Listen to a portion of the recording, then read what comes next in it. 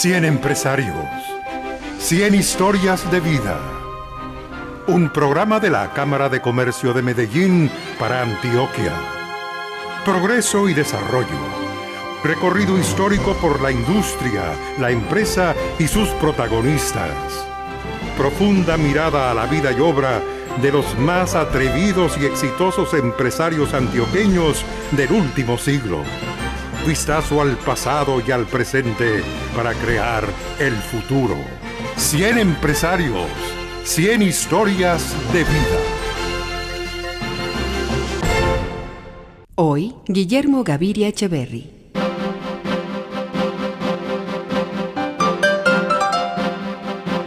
Guillermo Gaviria Echeverry es uno de los empresarios más fulgurantes de la segunda mitad del siglo XX en Antioquia y el país. Este ingeniero e intelectual ha sido colonizador de tierras en el Urabá, pionero en el sector bananero, gestor de Univán, fundador de Colanta, empresario de minas, promotor de Carbocol y político aguerrido y fiel al espíritu liberal. Actualmente es el director y dueño del diario El Mundo, publicación de influencia regional y nacional.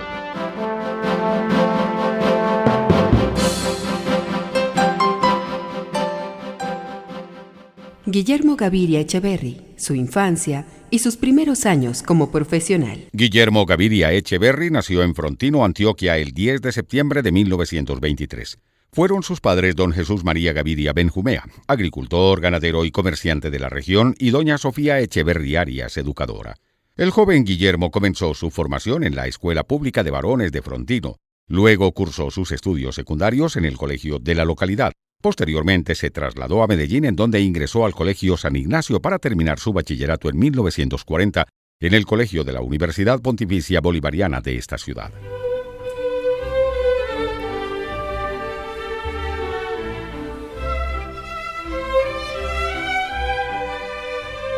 El doctor Guillermo Gaviria Echeverry es ingeniero civil y de minas, graduado en 1946 en la Facultad de Minas de la Universidad Nacional C de Medellín. Poco tiempo después, entre 1952 y 1953, viajó a Francia para hacer estudios de especialización en minería de carbón, becado por concurso por la empresa Charbonage de Francia. Precisamente don Guillermo se refiere a su formación intelectual. Lo que yo estudié fue ingeniería de minas. El gremio de ingenieros de minas es de lo más, yo diría, de los tipos que mayor conciencia tienen de la vinculación de su oficio con la nación, con la patria. Eso se debe quizás precisamente que uno trate de valorizar, de utilizar las riquezas que hay en las entrañas de la patria. Entre 1954 y 1955, un año después de llegar de Francia con 31 años de edad, Guillermo participó como asesor económico de CEPAL, designado por la ANDI para diseñar el primer plan de desarrollo económico total hecho en Colombia. 2 años más tarde, se convirtió en director del Departamento de Investigaciones Económicas de la ANDI. Este cargo prácticamente lo empalmó con la Secretaría de Obras Públicas del Departamento de Antioquia durante el primer gobierno del Frente Nacional.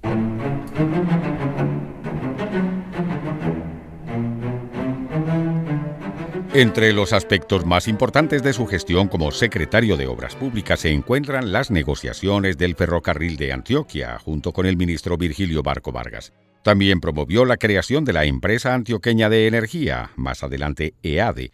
De igual forma, se encargó de las gestiones para la construcción de la Vía Panamericana, motivado por sus visitas a la entonces inhóspita región de Urabá.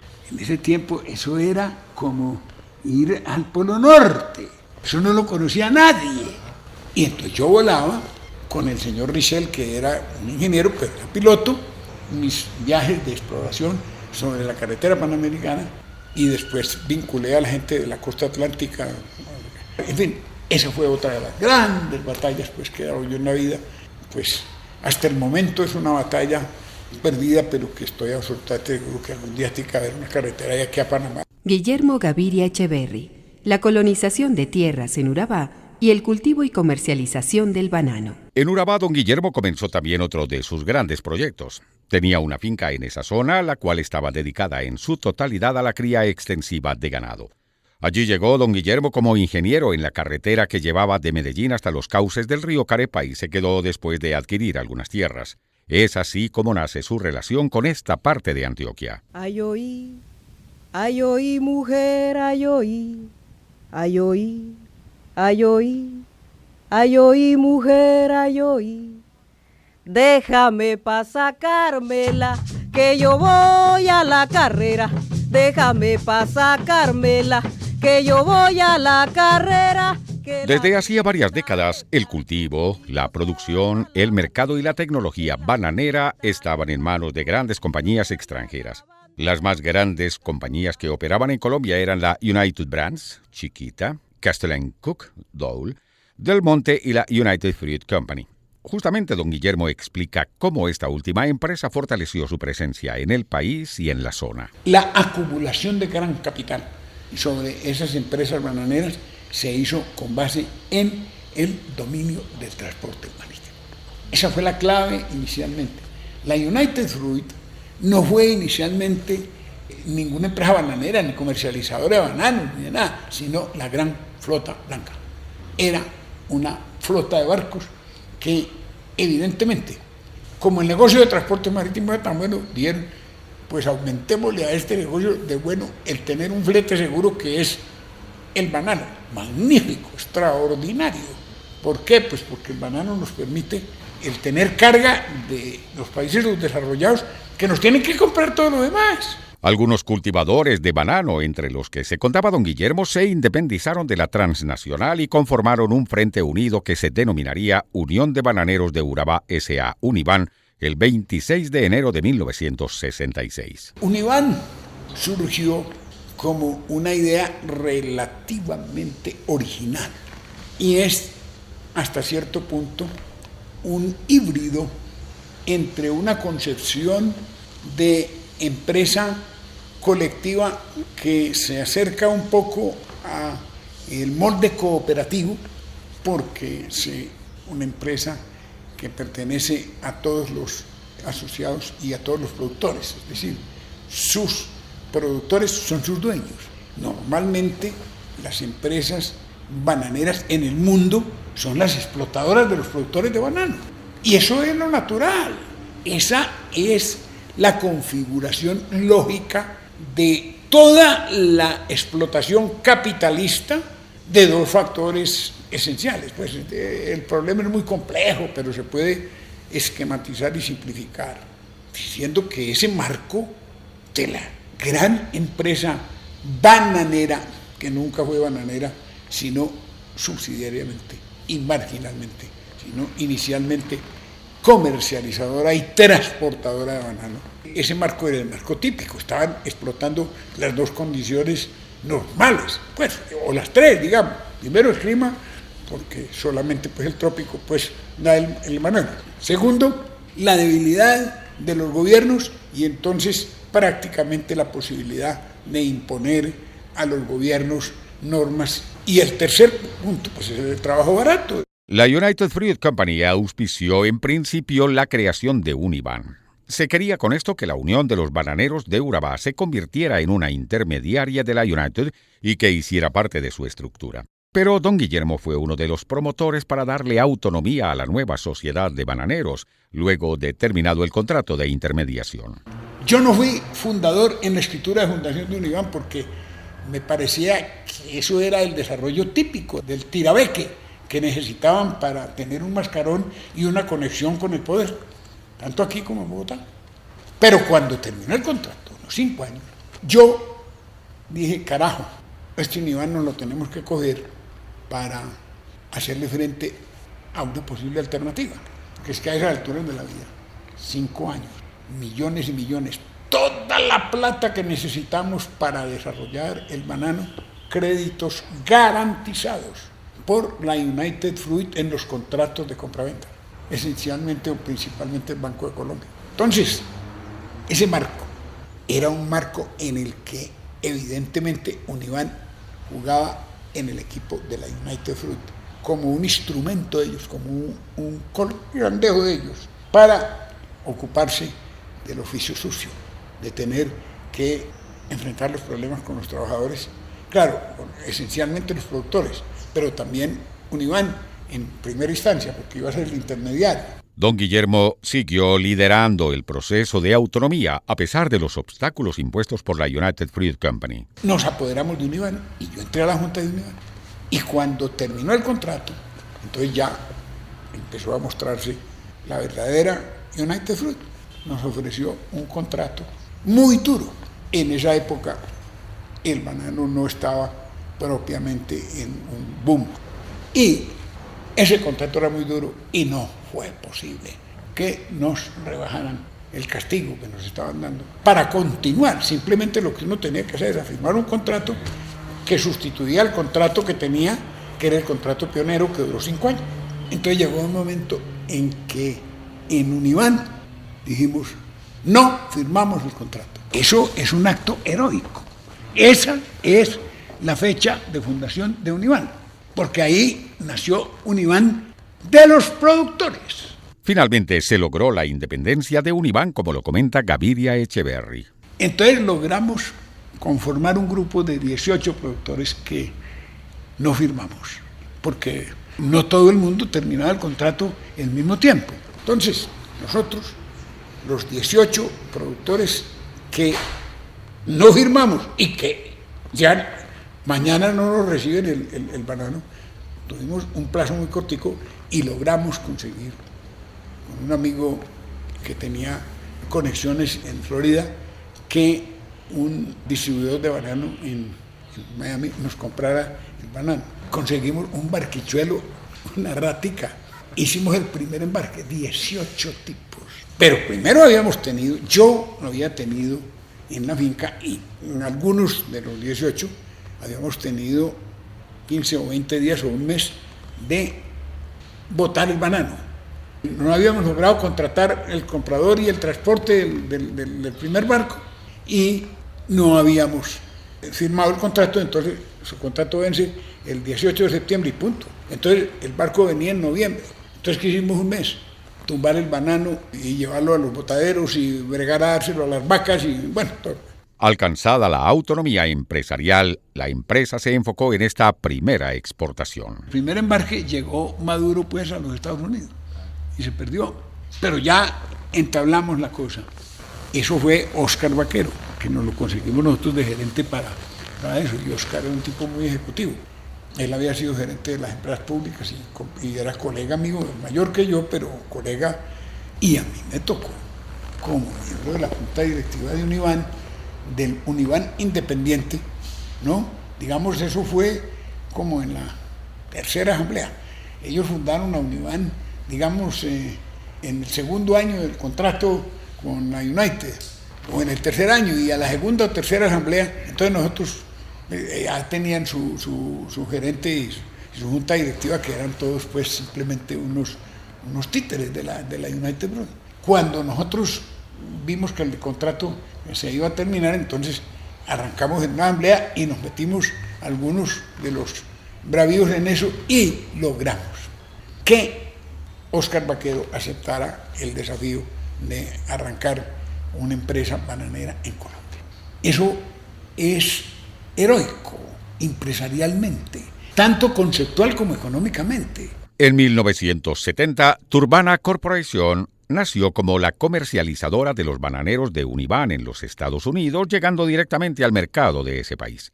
Univan es la primera compañía bananera colombiana con un 32% de participación en las exportaciones de banano y un 43% en exportaciones de plátano.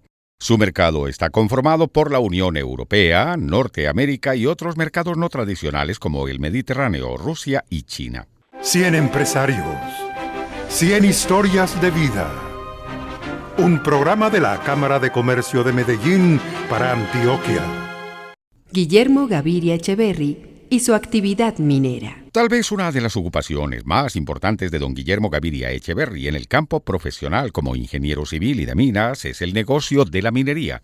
Don Guillermo es presidente, propietario y fundador de una importante empresa nacional de explotación de cobre llamada Minera El Roble S.A. Es la única empresa colombiana importante exportadora de concentrados de cobre al Japón.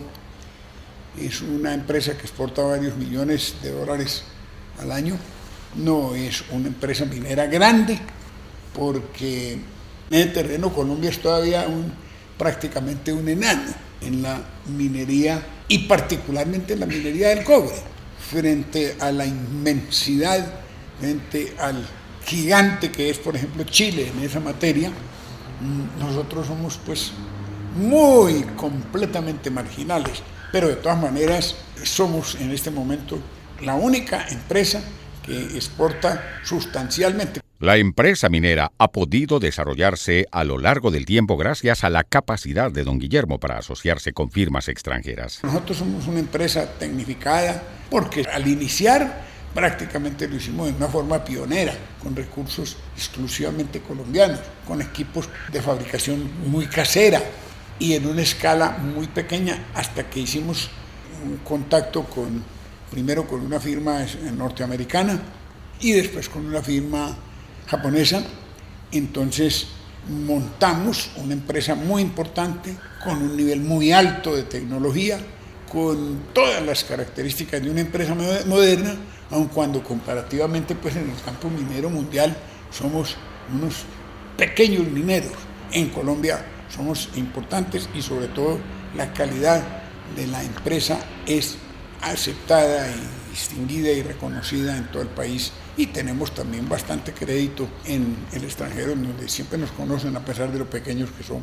Sobre el socio estadounidense, don Guillermo nos cuenta. La norteamericana es la Kennecott Copper Corporation, que en esa época era probablemente la primera en cobre en el mundo. Nosotros tuvimos con ellos una negociación que les dimos una opción para hacer un programa de exploración, y que ellos al final de ese programa de exploración tenían la opción de ser nuestros socios mayoritarios, obviamente.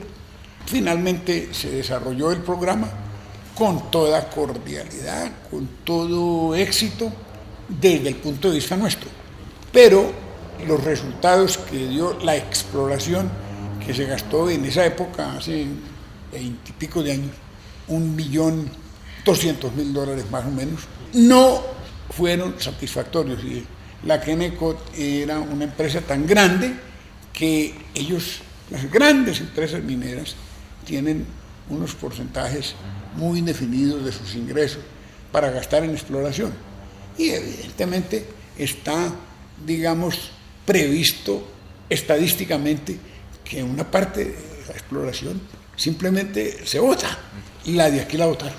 Cuando terminaron, nos dijeron, hombre, muy bonito el yacimiento, muy bueno, pero el tamaño de las reservas que nosotros hemos localizado no justifica el tamaño mínimo de la empresa que Kennecott está, digamos, acostumbrado a manejar, y que eventualmente se fueron para el Brasil. Luego de esta experiencia con socios norteamericanos, llegaron a la minera los inversionistas japoneses. A renglón seguido vinieron los japoneses. Seito y compañía, que es una gran compañía comercializadora, nos vinculó en ese tiempo con una compañía minera japonesa bastante importante, que tiene minas de diverso orden, que se llama Nitetsu Mining Company, compañía minera exclusivamente. Pero esa compañía, a su vez, era dentro de esa estructura de la industria y del empresariado japonés, que es más complicada, es una subsidiaria o una parte de Nippon Steel, que es la empresa de acero más grande del mundo. Entonces, esos fueron nuestros socios para desarrollar la mina del Carmen.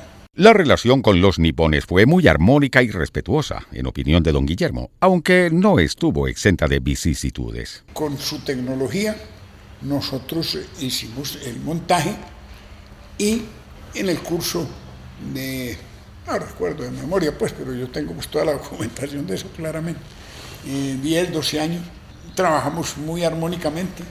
Desgraciadamente, la revaluación del yen japonés en relación con el dólar, nosotros adquirimos todos nuestros créditos para desarrollar la mina en yenes, y la revaluación del yen japonés en relación con el dólar, que en el curso, desde el momento en que nosotros adquirimos las deudas al momento en que entró en operación la mina, digamos usted un par de años tal vez, el yen japonés duplicó su valor en relación con el dólar.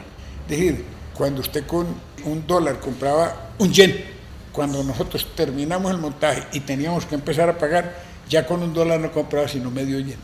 Entonces se nos duplicó la deuda en dólares, que es la medida del precio del cobre.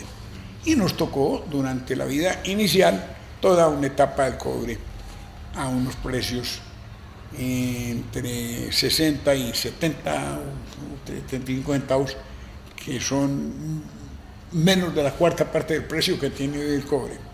Pero todas esas circunstancias las íbamos paliando nosotros. Pero la sociedad tuvo que terminar, en gran parte por causa de la violencia colombiana. Fue la violencia y un ataque guerrillero que prácticamente nos destruyó los montajes de la mina. Sin embargo, nos financiaron entre los seguros, que nos atendieron muy bien, y la nueva financiación que nos dieron los socios japoneses. Nosotros reconstruimos la mina y seguimos trabajando. Pero ya la segunda etapa de los ataques, en que se empezaron a secuestrar a japoneses que venían a trabajar en las empresas públicas y asesinaron por ahí en otra parte unos japoneses, entonces el gobierno japonés prácticamente le dio orden a todos sus empresarios de que abandonaran el país. Entonces los señores nos vendieron la mina, nos vendieron la empresa. Un día nos llamaron, me llamaron a mí, pues que era el presidente, y porque la empresa era 50-50. Desde luego ellos tenían esencialmente, pues, en esos casos, cuando una empresa 50-50, pues o se muere rápidamente porque no se entienden los socios y entonces se muere, o funciona toda la vida porque no se llega nunca a votar una cosa. Nosotros nunca tuvimos que votar nada porque siempre estábamos totalmente de acuerdo. Entonces, los japoneses, cuando el gobierno japonés les dio esa orden prácticamente, nos llamaron y nos dijeron, hombre, les vamos a vender el 50% nuestro. Y nosotros le dijimos, lamentamos mucho, no tenemos con qué comprarles a ustedes. Y nos dijeron, siéntense, es que les vamos a vender, pues, porque les vamos a vender. Y bueno, si es así, listo. Es así como don Guillermo y sus socios locales adquirieron la totalidad de la empresa minera y actualmente, en contra de las dificultades que tienen que afrontar los empresarios en Colombia, la empresa minera de don Guillermo sigue exportando en la actualidad cobre a las refinerías del Japón. Llegamos a un esquema de financiación en que nosotros les pagamos en un plazo y en unas condiciones supremamente razonables, y eventualmente la parte, digamos, que ellos hasta cierto punto tenían más interés es que el suministro, mantenían el contrato de suministro de toda la producción de la mina para sus refinerías allá en el Japón. Entonces nosotros dijimos, bueno, no solo nos están vendiendo en condiciones favorables del 50%, dando plazo para pagarlo, sino que además tenemos el mercado asegurado. Claro que eso implicaba un poquito que la competencia mundial en el cobre no nos iba a favorecer, que no nos íbamos a aprovechar mucho de la competencia mundial, ¿no? Porque cuando uno tiene un contrato amarrado, pues ya está en condiciones hasta cierto punto de desventaja si el mercado va subiendo. Pero desde luego también hay la compensación de que si el mercado va bajando, usted con un cliente de esos amarrados, pues es extraordinario. De todas maneras, nosotros llegamos a un acuerdo en el cual les compramos el 50% y quedó la sociedad 100% colombiana. Yo creo que ese es uno de los ejemplos de nacionalización de una transnacional, porque cuando era pequeña era una transnacional con capital y tecnología japonesa, y la nacionalizamos amistosamente, sin necesidad de hacer una mala cara, ni mucho menos de amenazar, ni de una ley, ni de una expropiación, ni de nada por el estilo. Como conocedor de la industria minera en Colombia, don Guillermo fue uno de los fundadores de Carbocol, la instancia encargada de la producción de carbón en Colombia. Entre 1975 y 1976 ocupó la gerencia Cerrejón Carboneras. Yo fui prácticamente el fundador de Carbocol, pero eso fue uno de los grandes fracasos de mi vida, porque yo me opuse redondamente a la negociación que hizo el gobierno con la Exxon, y creo que ese ha sido uno de los grandes crímenes, inclusive uno de los grandes inicios de una cadena de prácticamente de delitos contra el patrimonio nacional. Es increíble que en el momento de liquidar el carbón en Colombia, hoy en día, a pesar de que ya llevamos un poco de años en que le ha venido produciendo, digamos, un superávit a la economía, particularmente en el problema de la balanza comercial. El carbón, una de las grandes riquezas que tenía Colombia, conocida desde la época de la colonia, haya sido el motivo de que Colombia haya sufrido un deterioro patrimonial de miles de millones de dólares. Guillermo Gaviria Echeverry, la Fundación de Colanta, su vida política y el diario El Mundo. Otra incursión en la vida empresarial de Guillermo Gaviria Echeverry fue su participación en la cooperativa lechera de Antioquia, Colanta, junto a importantes figuras de la vida pública departamental, como el doctor Genaro Pérez, gerente de la misma.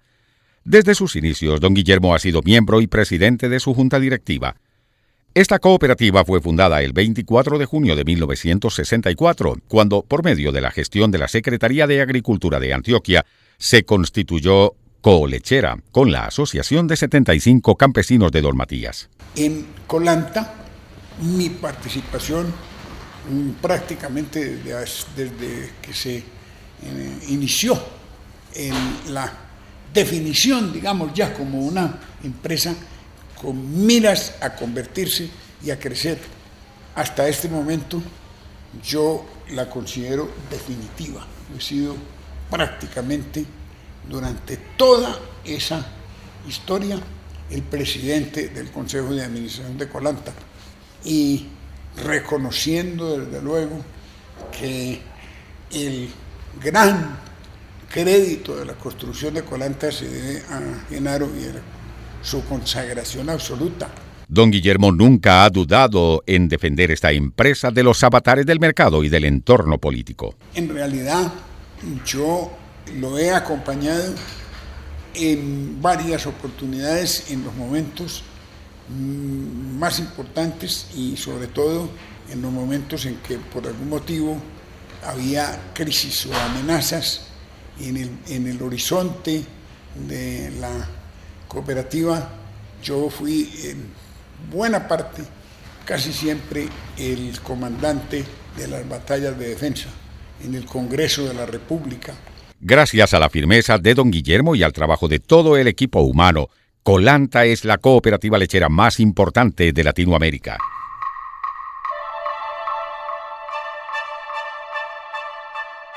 Don Guillermo Gaviria Echeverry siguió demostrando su emprendimiento y visión empresarial. La llegada de la década del 90 trajo consigo la incursión de don Guillermo en el periodismo. Ese año se hizo accionista del periódico El Mundo. 8 años después, en 1998, se convirtió en máximo accionista del que era y sigue siendo el segundo medio impreso de comunicación de Medellín. Allí ejerce sus funciones como director. Este diario fue fundado en el año de 1979 y ha logrado, en manos de la familia de don Guillermo, convertirse en uno de los más importantes e influyentes medios de comunicación del departamento.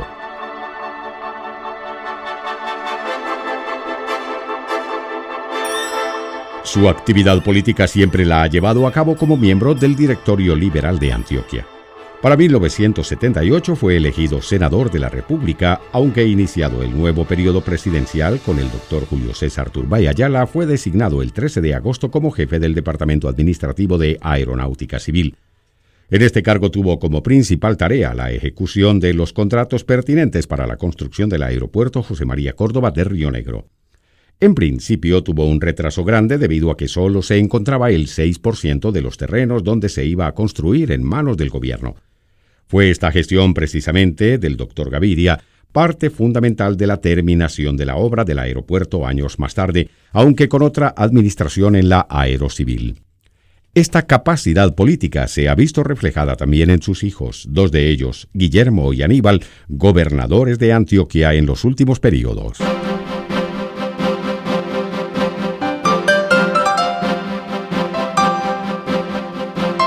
Para muchos, don Guillermo Gaviria Echeverry puede ser un hombre polémico, pero en realidad es un ser humano de profundas convicciones, de temple carácter y arrojo, y como emprendedor tiene un puesto sobradamente ganado en la historia económica de Antioquia y el país. En él, la palabra empresario adquiere dimensiones mayúsculas.